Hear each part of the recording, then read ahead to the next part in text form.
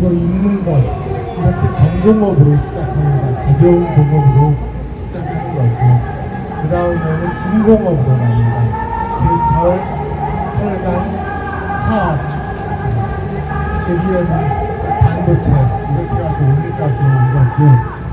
그 과정에서 재밌는 일들이 흥미롭고 하지만 역사적으로 대단히 무겁고 중요한 일들이 많이 있었습니다.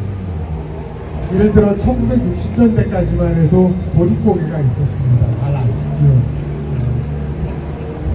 쌀은 떨어졌지만은 아직 보리를 수확할 때는 아직 안 되는, 지금부터 대략 한두 달은 더 버텨야 되는 그런 때가 보릿고개가 되었습니다. 바로 이때부터 시작되는 그 돈부간 우리 조상들의 삶이었습니다. 한 사람이, 한국의 한 사람이 좋은 생각을 해냈습니다. 굶주리는 대한민국 국민들을 위해서 그 당시 일본에서 유행하던 라면을 만들어 보자 생각을 했습니다. 라면을 만들었습니다. 하지만 도저히 먹을 수 있을 만큼 라면의 맛이 나지 않았던 겁니다. 도저히 사람들에게 사먹으라고 말할 수 있을 만큼 맛이 나지 않았던 겁니다. 그 당시에 라면의 종주국, 라면을 최초로 만든 나라였죠. 어디였겠습니까? 일본이었습니다.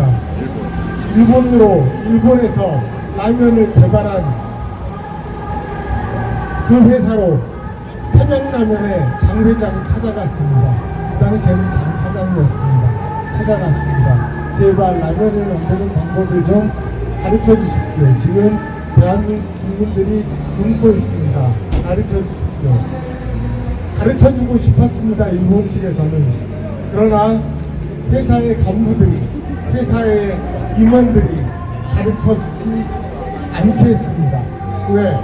한국이 라면을 만들어서 다시 일본으로 수출할 수 있기 때문입니다.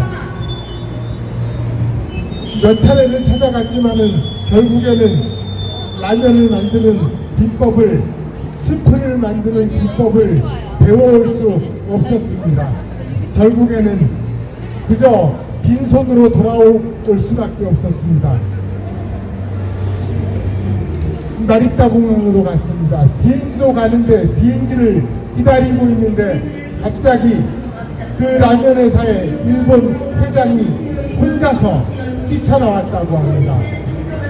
그리고 손에 쥐어줬다고 합니다. 라면 스프를 만드는 방법을요. 그렇게 해서 우리나라에 지금까지의 라면이 생기게 되었습니다. 또 하나 이야기하겠습니다. 1970년대, 이번에는 중고거입니다. 포항제철입니다. 한국에서 제철소를 만드는데 모두가 반대했습니다.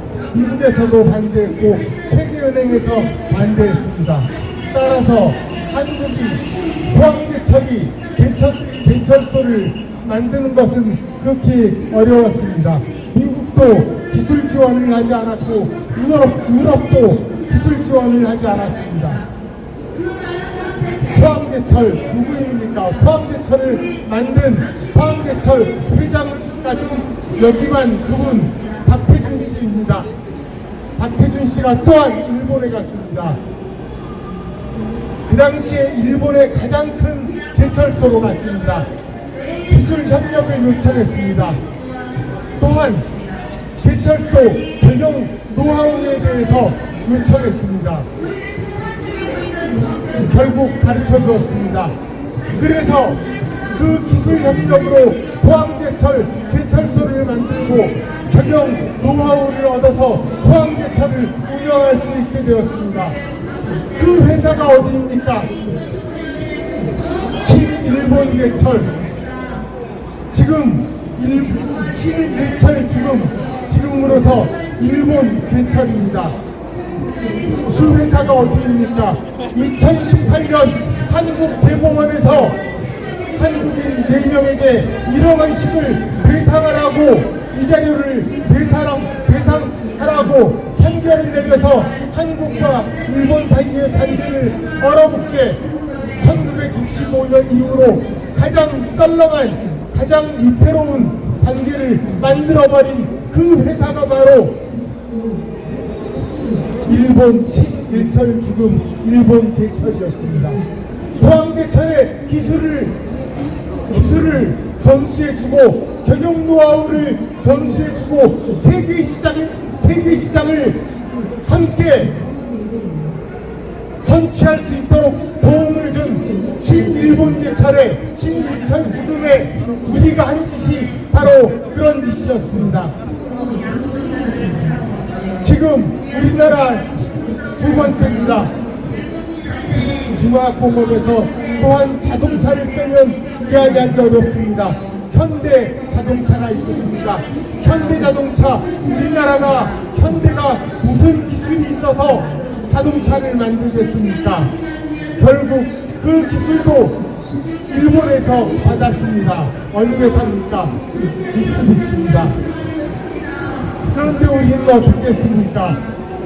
1918년 신일본 제철에 1억 원씩의 이자료를 지급하도록 판결한 그 판결 바로 뒤에 소위 정신대, 근로정신대, 노동을 하는 여자들이었습니다. 노동을 하는 여자들을 데려갔다는 이유로 해서 다시 말해서 한국의 여인들이, 여성들이, 청소년들이 일본 미쓰비시 나고야 비행기 공장으로 갔다는 이유로 해서 1인당 1억 원에서 2억 원을 배상하게 만들었습니다.